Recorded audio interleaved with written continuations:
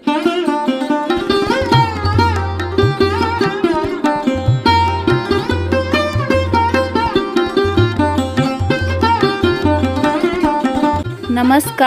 Near by palace में आपका स्वागत है।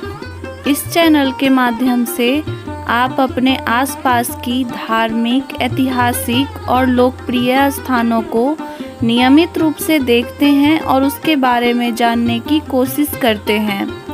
इसी क्रम को आगे बढ़ाते हुए आज आपको हम लेकर आए हैं माँ रहिकेश्वरी भगवती रहिका में।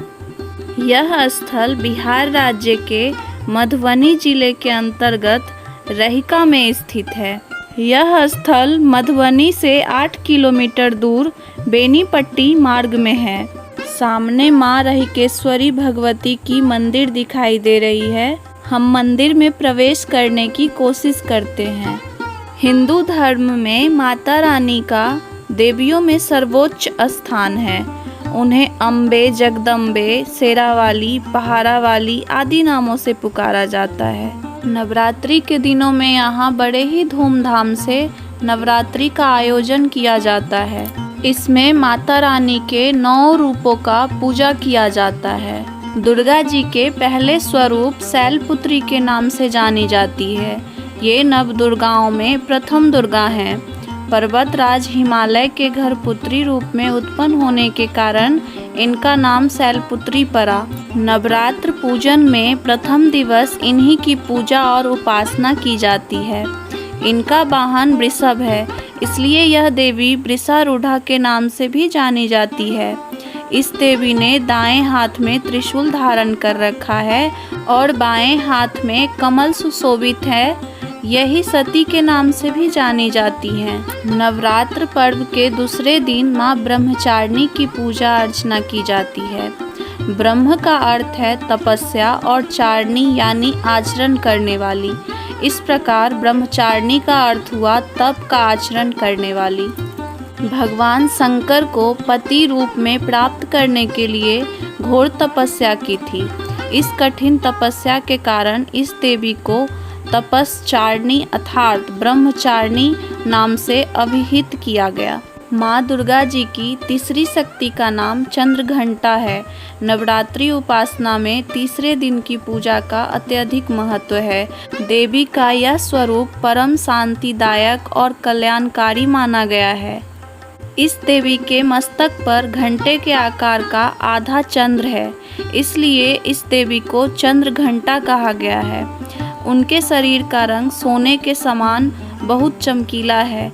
इस देवी के 10 हाथ हैं। वे खड्ग और अन्य अस्त्र शस्त्र से विभूषित हैं। नवरात्र पूजन के चौथे दिन कुष्मांडा देवी के स्वरूप की उपासना की जाती है।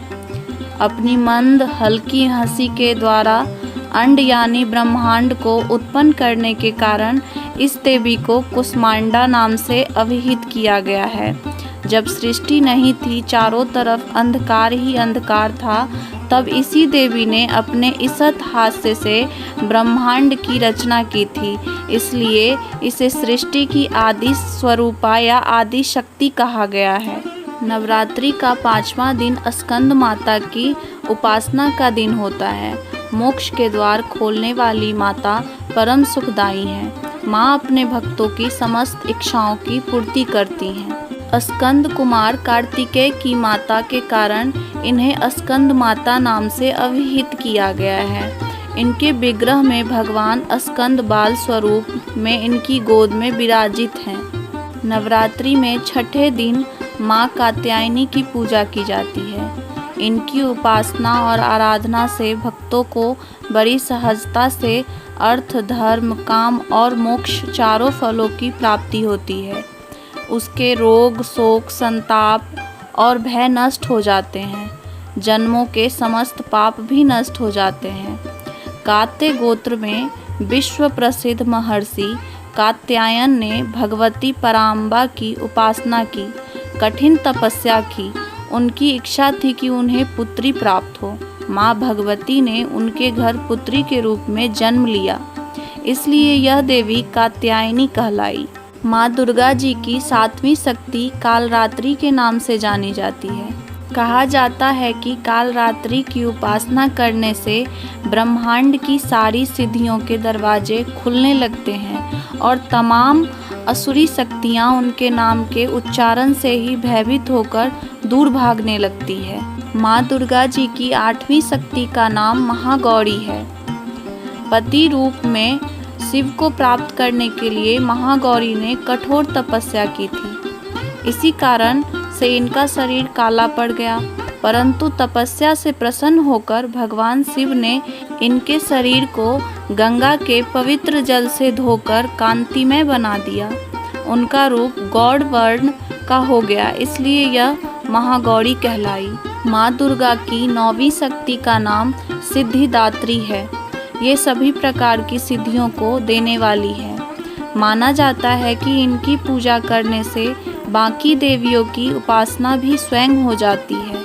वर्ष में 2 बार यहाँ नवरात्रि का आयोजन किया जाता है। अगर आपको ऐसी ही धार्मिक, ऐतिहासिक और लोकप्रिय स्थानों को देखने और उसके बारे में जानने में रुचि है तो आप हमारे नियर बाय पैलेस को अवश्य सब्सक्राइब कर लें, जिससे हमारे नए वीडियो का नोटिफिकेशन आप तक पहुंचती रहे।